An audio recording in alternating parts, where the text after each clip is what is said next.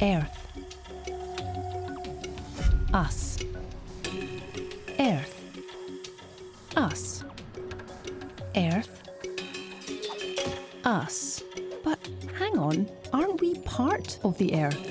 We're organic creatures, made of the same molecules as everything else on our planet. One interconnected ecosystem that keeps us all alive.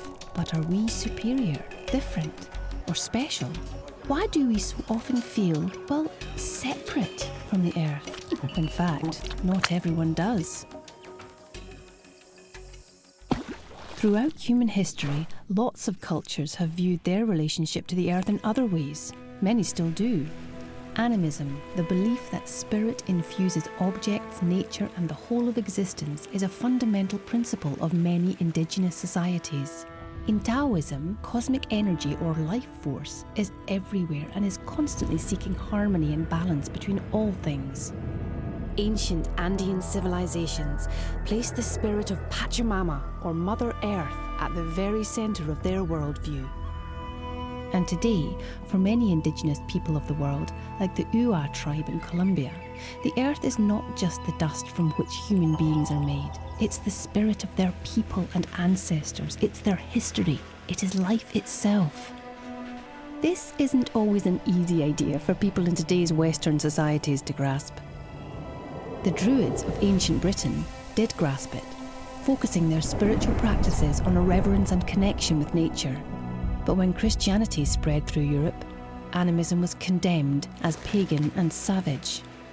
European colonialism enforced these views around the globe in places like the Americas and Australia, crushing the indigenous peoples and their nature wisdom.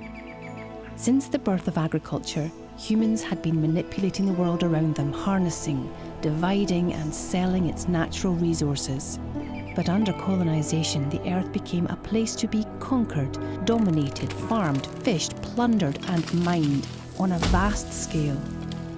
Was there any scientific thinking behind our ever-increasing control over the natural world? 17th century Europe thought so.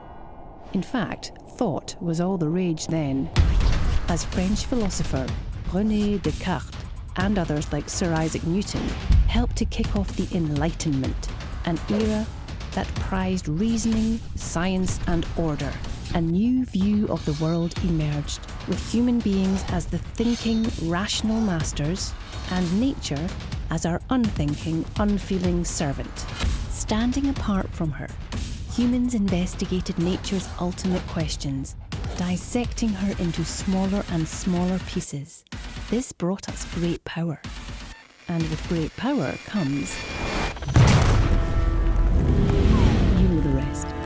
The Anthropocene age had begun, an epoch defined by one dominant species, us.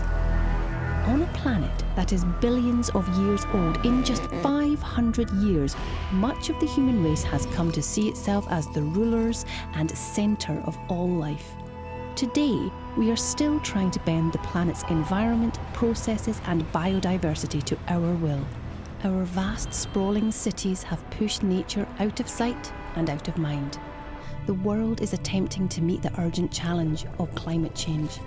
But can anything fundamentally change while we still see ourselves as somehow separate from Earth? There are signs of hope. Other voices are starting to be heard once again.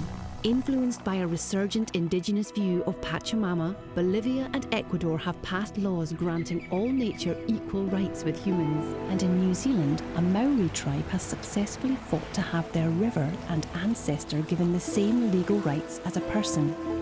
In an interconnected world, can we humans find ways to truly reconnect to all life on the planet? A new era might start with one single idea.